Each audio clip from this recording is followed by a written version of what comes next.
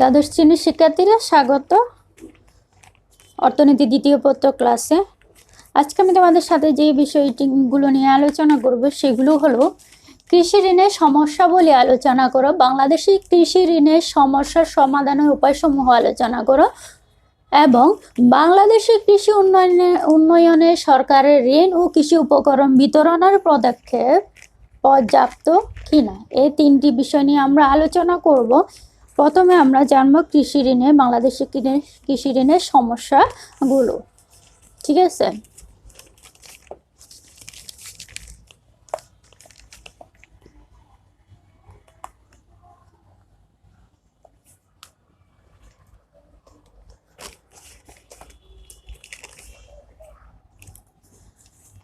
বাংলাদেশের কৃষি ঋণের যে প্রধান সমস্যা এবং ত্রুটিগুলো রয়েছে সেগুলো নিয়ে আমরা এখন আলোচনা করব। আমি প্রথমে পয়েন্টগুলো লিখে নিচ্ছি, তারপর তোমাদের সাথে আলোচনা করছি।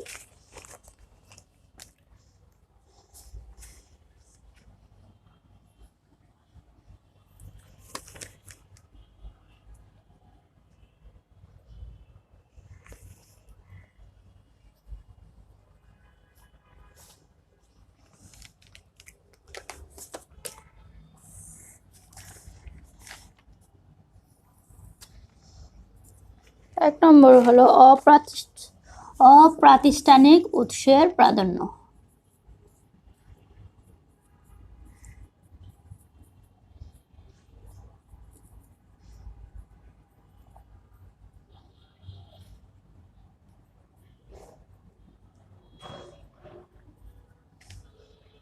দুই নম্বর হলো ঋণ গ্রহণের উচ্চ ব্যয়।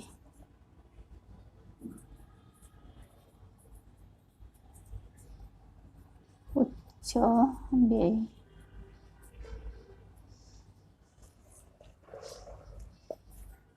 প্রাতিষ্ঠানিক ঋণের স্বল্পতা।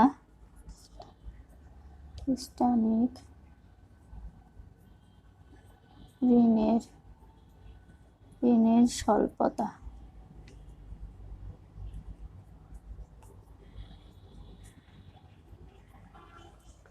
4 নম্বরে হবে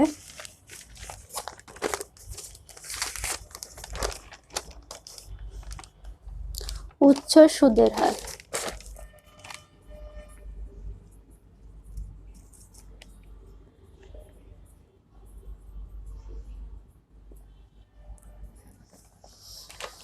জটিল ঋণদান পদ্ধতি।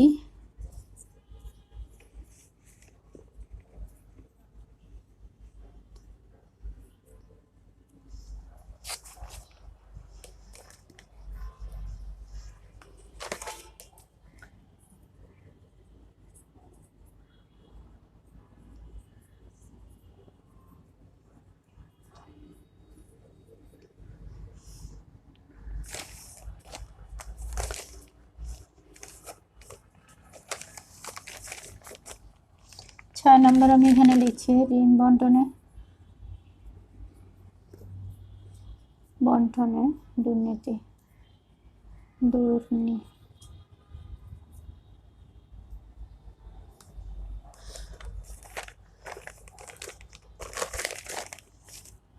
তদারকির অভাব।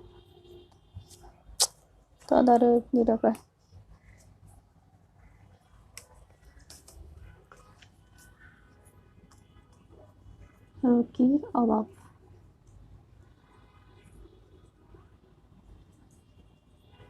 8 নম্বর হলো দুর্নীতি ও স্বজনপ্রীতি।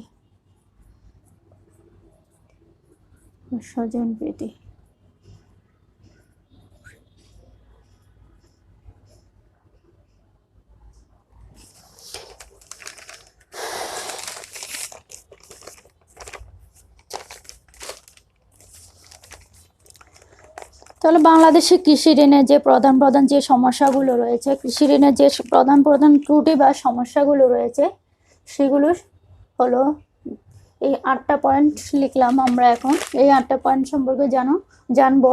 অপ্রাতিষ্ঠানিক উৎসের প্রাধান্য। বাংলাদেশের যে কৃষি ঋণ রয়েছে তার 80% আসে কোথার থেকে আসে? 80%ই আসে এই অপ্রাতিষ্ঠানিক উৎস থেকে। তাহলে আমরা এর থেকে আমরা কি বলতে পারি?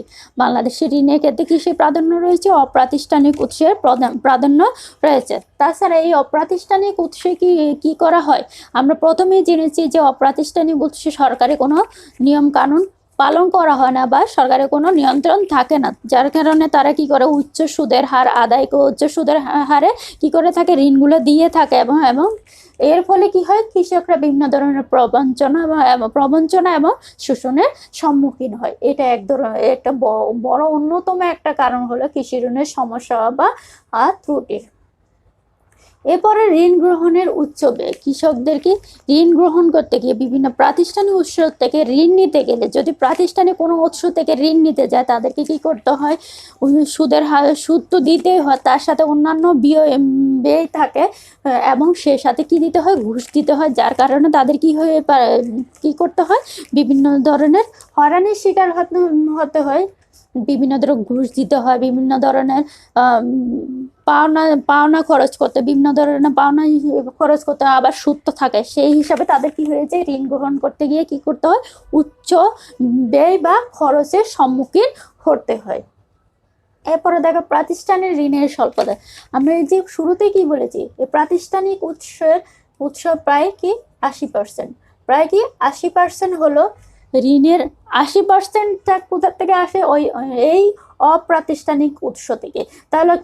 তাহলে স্বাভাবিকভাবে আমরা বলতে পারি তাহলে কি রয়েছে? প্রাতিষ্ঠানিক ঋণের স্বল্পতা রয়েছে। কি রয়েছে? প্রাতিষ্ঠানিক ঋণের স্বল্পতা রয়েছে। সেটা কি ধরনের?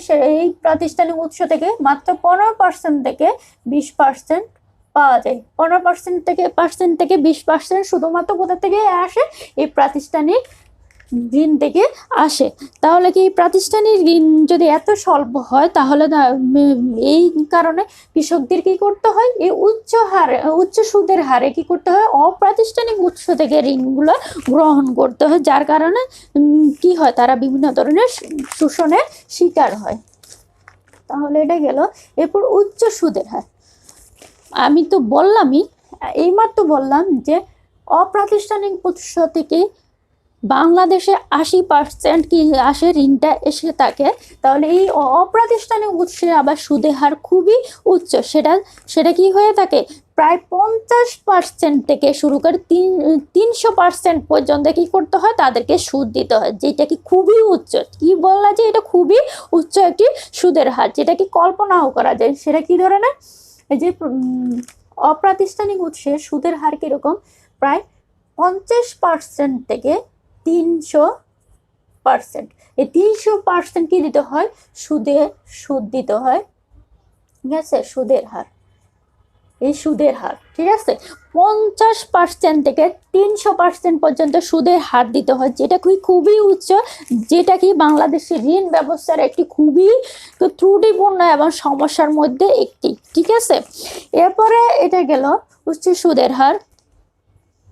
এর যে এত উচ্চ সুদ যদি দিতে হয়, তাহলে তাদেরকে অবশ্যই তাদের জন্য এই ঋণটা কৃষির সৃষ্টি করবে, বোঝার সৃষ্টি করবে এবং শোষণের সৃষ্টি করবে। কখনো এখানে কি পাওয়া যাবে না? শান্তি পাওয়া যাবে না বা স্বাচ্ছন্দ্য পাওয়া যাবে না। আচ্ছা, এরপরে আসো জটিল ঋণ দান পদ্ধতি। তাছাড়া প্রাতিষ্ঠানিক উৎস থেকে আমাদের যদি ঋণ নিতে যায়, তাহলে আমাদের বাংলাদেশের বেশিরভাগ কৃষকরা কি থাকে? একে তো দরিদ্র, তার উপর কি থাকে? অশিক্ষিত, নিরক্ষর থাকে। তারা এই যে প্রাতিষ্ঠানিক বিভিন্ন ধরনের জটিল ঋণ দান পদ্ধতির সম্মুখে তারা বুঝতে পারে না, যার কারণে তারা কি হয়ে যায়? নিরুৎসাহিত হয়ে যায়, প্রাতিষ্ঠানিক উৎস থেকে ঋণ নিতে নিরুৎসাহিত হয়। ঠিক আছে?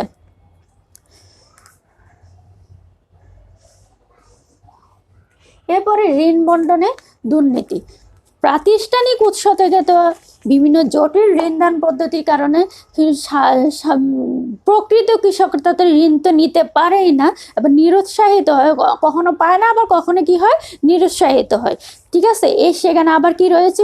ঋণ বন্টনের ক্ষেত্রে আবার কি রয়েছে? দুর্নীতি রয়েছে, যেখানে কি যারা আসল যে ভূমিহীন যারা কৃষক রয়েছে বা যারা প্রকৃত ঋণের প্রয়োজন যাদের, তারা সেই ঋণের বন্টনটা না পেয়ে বরং কি করে থাকে?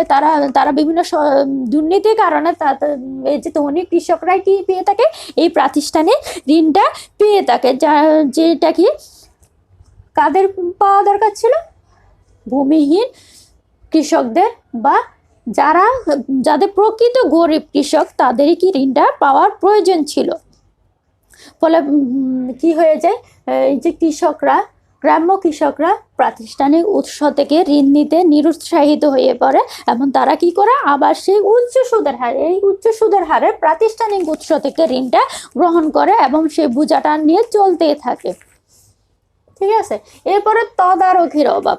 প্রাতিষ্ঠানিক উৎস থেকে যে ঋণটা দেওয়া হয়, প্রাতিষ্ঠানিক উৎস থেকে তো ঋণটা যারা পায় তারা যেই খাতের জন্য ঋণটা নিয়েছে সেই খাতে ব্যয় করছে কিনা বা খরচ করছে কিনা সেটা তারা তদারকি করে না। যে তদারকির অভাবে তারা কি করে, সেটা অন্য অনুন্নয়ন খাতে বা অন্য খাতে ঋণটা খরচ করে এবং তারা কি হয়েছে ঋণ খেলাপি মধ্যে পড়ে যায় এবং তারা সেই ঋণটা কি করতে পারে না, আবার নবায়ন করতে পারে না। যার কারণে এখানে কি রয়েছে, তদারকির অভাবের কারণে কৃষকদের যে কারণে ঋণটা দেওয়া হচ্ছে সেই প্রকৃত উন্নয়নটা হয় না এবং সেই প্রকৃত উদ্দেশ্যটা পূরণ হয় না। এরপরে দুর্নীতি ও স্বজনপ্রীতি। আগেও বলেছি আবারও বলছি, প্রাতিষ্ঠানিক উৎসে কি রয়েছে, ঋণ দানের ক্ষেত্রে বিভিন্ন ধরনের দুর্নীতি এবং স্বজনপ্রীতির আশ্রয় নেওয়া হয়, যার কারণে সঠিক কৃষকরা কি করে না, সঠিক ঋণটা সঠিক কৃষকের কাছে যায় না। যার কারণে কৃষকরা এই অপ্রাতিষ্ঠানিক উৎসের প্রতি এখনো ঝুঁকে রয়েছে এবং এখান থেকে ঋণটা উচ্চ সুদের হারে কি করে থাকে, ঋণটা গ্রহণ করে থাকে। তাহলে এইগুলাই ছিল যে বাংলাদেশের কৃষি ঋণের প্রধান সমস্যা এবং ত্রুটি ছিল। আমরা এই 8টা পয়েন্ট সম্পর্কে জানলাম। প্রথমটা ছিল কি অপ্রাতিষ্ঠানিক উৎসের প্রাধান্য, যেটা কি প্রায় 80% আসে কি এই অপ্রাতিষ্ঠানিক উৎস থেকে। এরপরে ঋণ গ্রহণের উৎসবে বিভিন্ন প্রাতিষ্ঠানিক উৎস থেকে ঋণ গ্রহণ করতে গেলে কি করতে হয়, তাদেরকে বিভিন্ন ধরনের পাওনা পরিশোধ করতে হয়, তারপর সুদ তো দিতেই হয়, তাছাড়া আবার ঘুষ দিতে হয়, যার কারণে তাদের ঋণ গ্রহণের ব্যয়টা উচ্চ হয়ে যায় এবং প্রাতিষ্ঠানিক উৎস থেকে তারা কি করে না, ঋণ গ্রহণ করতে আর পারে না বা গ্রহণ করতে নিরুৎসাহিত হয়। এরপর প্রাতিষ্ঠানিক ঋণের সুদ, প্রাতিষ্ঠানিক ঋণটা শুধুমাত্র কতটুকু, 15% থেকে 20%। এরপর উচ্চ সুদের হার এই যে অপ্রাতিষ্ঠানিক সুদের হার কিরকম উচ্চ সেটা আমরা বলেছি। অনেক সময় কি হয়, সেটা 50% থেকে 300% পর্যন্ত সুদের হার আদায় করা হয়, যেটা কি কৃষকদের জন্য খুবই বোঝার সৃষ্টি করে।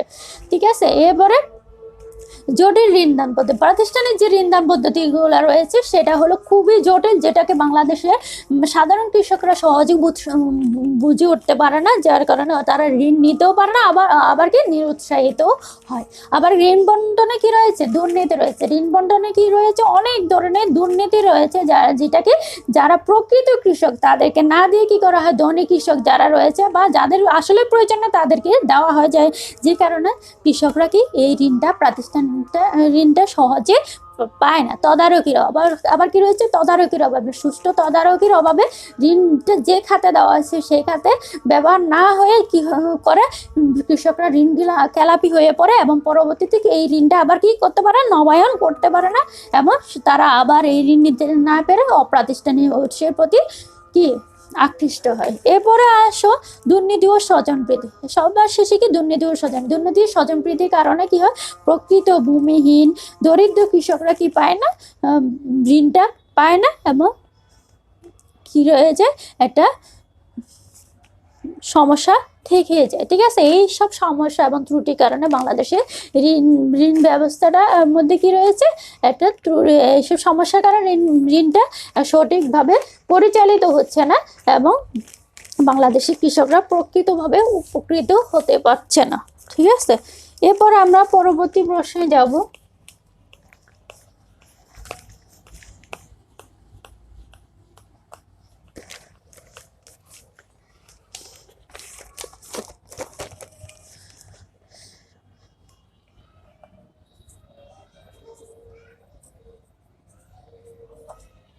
সরি, 3 নাম্বার না, এটা হলো 2 নাম্বার।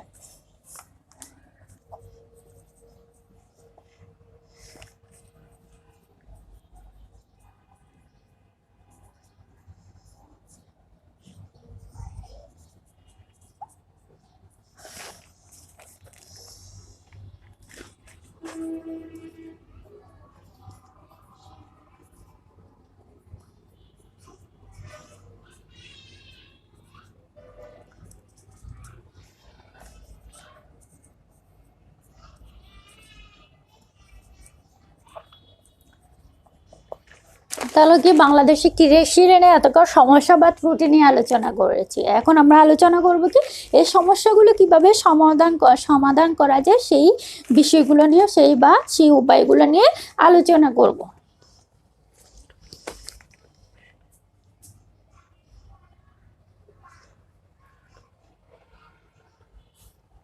ঠিক আছে, আমি সেই আগের মতো পয়েন্টগুলো লিখে নিচ্ছি, তোমরা একটু খেয়াল করো।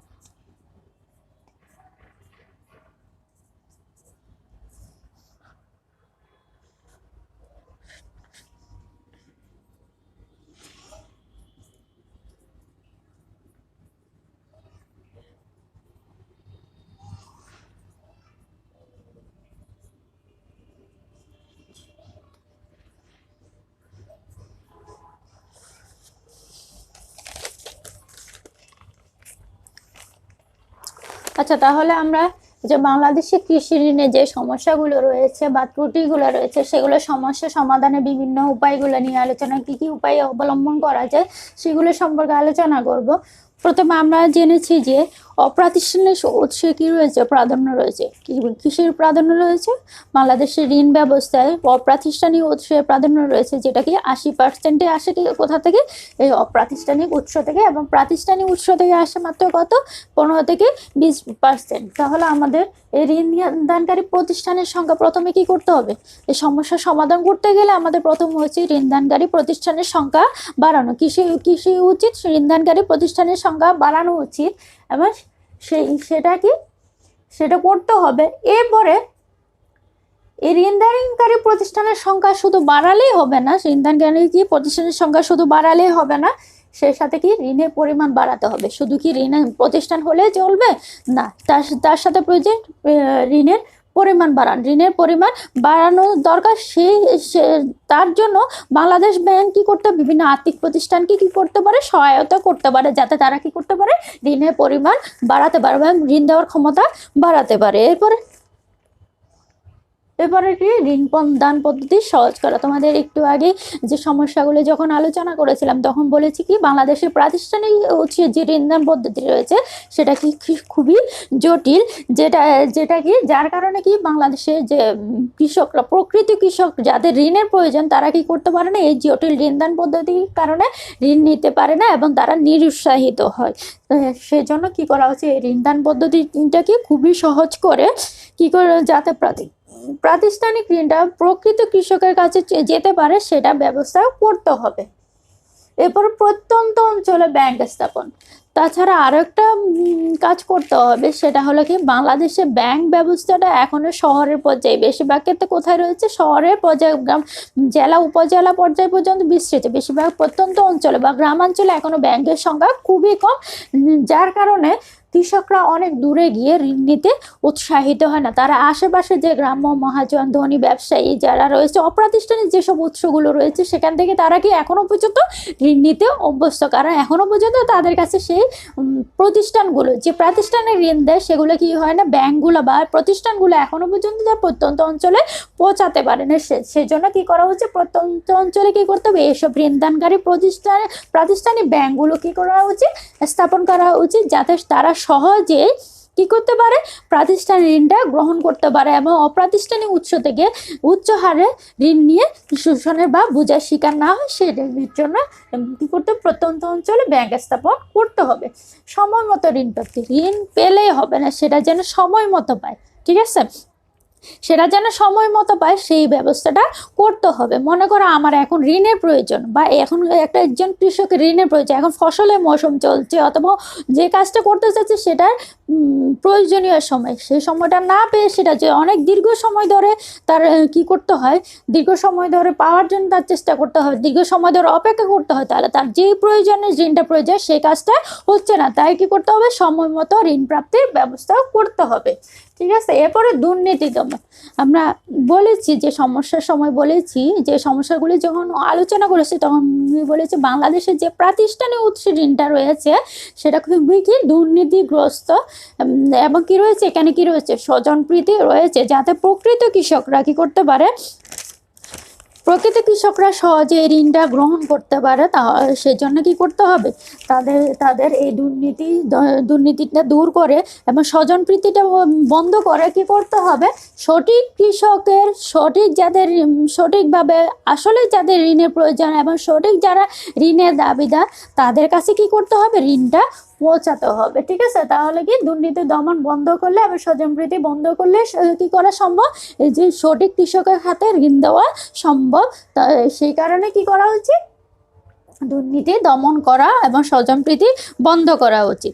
এখন দেখো ঋণ বন্টনের সমতা নিশ্চিতকরণ, সে একই কথা, বাংলাদেশে প্রকৃত ঋণের দাবিদার কারা, বা প্রকৃতভাবে ঋণের কাদের প্রয়োজন, যারা দরিদ্র, যারা প্রান্তিক, যারা ভূমিহীন, তাদের সেই সব কৃষকদের কি আসলে প্রকৃতপক্ষে ঋণের প্রয়োজন। যেসব ধনী কৃষক রয়েছে, যেসব কৃষকরা ধনী, তাদের তো আর ঋণের তেমন একটা প্রয়োজন না, তাদের চেয়ে বেশি প্রয়োজন কাদের, যারা ভূমিহীন, যারা দরিদ্র, যারা প্রান্তিক, তাদেরই কি রয়েছে, ঋণটারই বেশি প্রয়োজন রয়েছে। তাই তারা যেন প্রকৃত যারা এই ঋণের প্রয়োজন যাদের রয়েছে তাদের মধ্যে যেন সমভাবে ঋণটা বণ্টিত হয়, সেটা কি করতে হবে, নিশ্চিত করতে হবে, ঠিক আছে। কি করতে হবে, সমভাবে যেন বণ্টিত হয় সেটা নিশ্চিত করতে হবে, যেন অসম কোনো বন্টন না থাকে, শুধু ধনী কৃষকরাই যেন এই ঋণটা না পায় বা দুর্নীতি বা স্বজনপ্রীতির কারণে নির্দিষ্ট কারো হাতে না যায়, তার জন্য কি করতে হবে, এই ঋণের অসম বন্টন দূর করে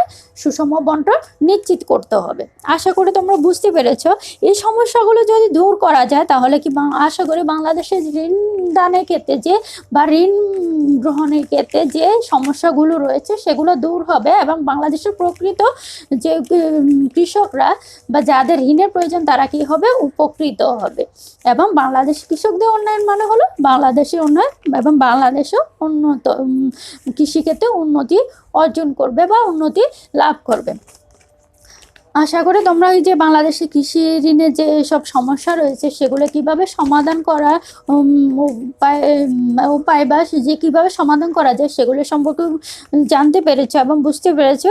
এবার আরেকটা প্রশ্ন বাকি রয়েছে, সেটা নিয়ে আমি খুব বেশি আলোচনা করব না। এই প্রশ্নের উত্তর থেকে আমি তোমাদের সেই উত্তরটা দিয়ে দেবো, তোমরা একটু খেয়াল করে এখন কিভাবে কি করছি। আচ্ছা, যাই হোক, আমি এগুলো মুছছি না কারণ এই প্রশ্নের জন্য এটা দরকার রয়েছে। আমি তোমাদের 3 নম্বরে একটা প্রশ্নের কথা বলেছিলাম, সেটা ছিল বাংলাদেশে কৃষি উন্নয়নে সরকারের কৃষি ঋণ ও কৃষি উপকরণ বিতরণের পদক্ষেপ পর্যাপ্ত কিনা। বাংলাদেশের সরকার যে কৃষি উন্নয়নে কৃষি ঋণ ও কৃষি উপকরণ বিতরণ করে থাকে সেটা কি সেই পদক্ষেপগুলো পর্যাপ্ত কিনা তোমাদের কাছে জানতে চাওয়া হয়েছে। কি করা হয়েছে? জানতে চাওয়া হয়েছে যে বাংলাদেশে কৃষি উন্নয়নে সরকারের যে কৃষি ঋণ ও কৃষি উপকরণ বিতরণের পদক্ষেপগুলো রয়েছে সেগুলো পর্যাপ্ত কিনা। কি মনে হয় তোমাদের কাছে, পর্যাপ্ত? আশা করি এই সমস্যার সমাধানগুলো আলোচনা করার পরে তোমরা বুঝতে পেরেছো এগুলো কি আসলে পর্যাপ্ত নয়। তার সাথে কি করতে হবে, আরও কিছু পদক্ষেপ গ্রহণ করতে হবে। সেগুলো হলো কি কি, তোমরা কি বলবা? এই প্রশ্নের আনসারটা কিভাবে দিবে একটু বলি। বাংলাদেশের কৃষি উন্নয়নে সরকারের কৃষি ঋণ ও কৃষি উপকরণ বিতরণের পদক্ষেপ পর্যাপ্ত নয়। কি বলবা? পর্যাপ্ত নয়। তার সাথে কি করতে হবে? পর্যাপ্ত নয় বা কি নয়, যথেষ্ট নয়। কারণ এগুলো ছাড়াও অনেকগুলো পদক্ষেপ নেওয়া প্রয়োজন। কারণ এগুলো ছাড়াও কি বলবা? কারণ এগুলো ছাড়াও আরও অনেকগুলো পদক্ষেপ নেওয়া প্রয়োজন। যেমন কি এই যে এই 7টা পয়েন্ট বলবা, ঠিক আছে? এরপরে বলবা কি এই যে ঋণদানকারী প্রতিষ্ঠানের সংখ্যা বাড়ানো, ঋণের পরিমাণ বাড়ানো, ঋণদান পদ্ধতি সহজ করা, প্রত্যন্ত অঞ্চলে ব্যাংক স্থাপন, সময়মতো ঋণ প্রাপ্তি। 6 নম্বর হলো দুর্নীতি দমন, ঋণ বন্টনের সমতা নিশ্চিতকরণ। এগুলো বলার পরে তোমরা আবার কি বলবা? তাই বলা যায় বাংলাদেশে। তারপর কি বলবা?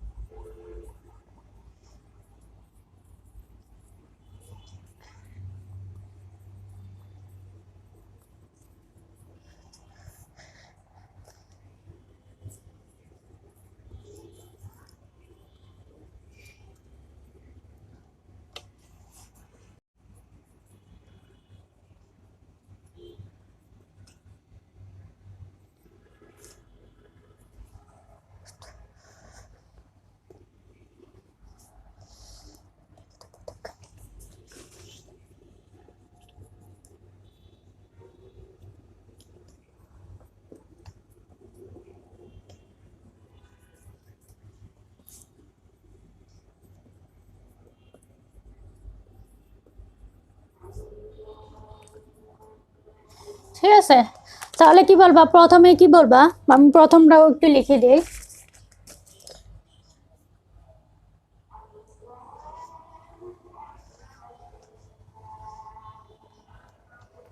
ঠিক আছে, 3 নম্বরে কি বলবা তোমরা? বাংলাদেশে কৃষি উন্নয়নে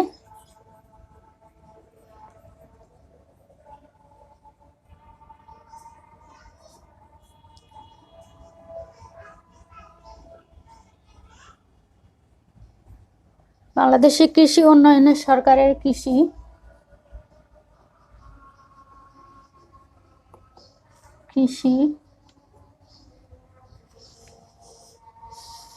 সরকারের কৃষি ও কৃষি ঋণ ও কৃষি উপকরণ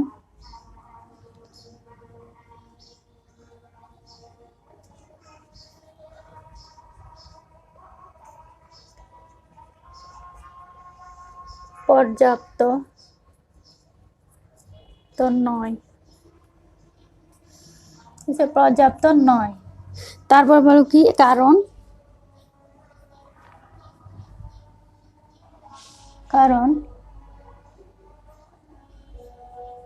এগুলো ছাড়াও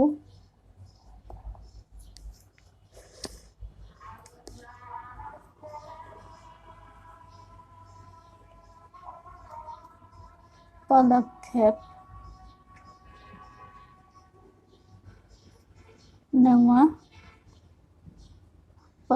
নেওয়া প্রয়োজন। ঠিক আছে, প্রয়োজন বলে বলবে কি এই যে কি বলবো? বাংলাদেশের কৃষি উন্নয়নে সরকারের কৃষি ঋণ ও কৃষি উপকরণ পদক্ষেপ পর্যাপ্ত নয়। কারণ এগুলো ছাড়াও অনেকগুলো পদক্ষেপ নেওয়া প্রয়োজন। যেমন কি এই যে যেমন বলে এই পয়েন্টগুলো লিখবে এবং শেষে এসে কি বলবা, তাই বলা যে বাংলাদেশি কৃষি উন্নয়নে সরকারের গৃহীত কৃষি ঋণ কৃষি উপকরণ বিতরণে উল্লেখিত পদক্ষেপ নেওয়া প্রয়োজন। তাহলেই হয়ে যায়। একটা প্রশ্ন থেকে তোমরা শুধু এই সামান্য কথাগুলো যোগ করলে কি পেয়ে যাবে, উত্তরটা পেয়ে যাবে। ঠিক আছে, আশা করি তোমরা বুঝতে পেরেছ। আর যদি কোথাও সমস্যা থাকে তারপরে জানিও। আল্লাহ হাফেজ।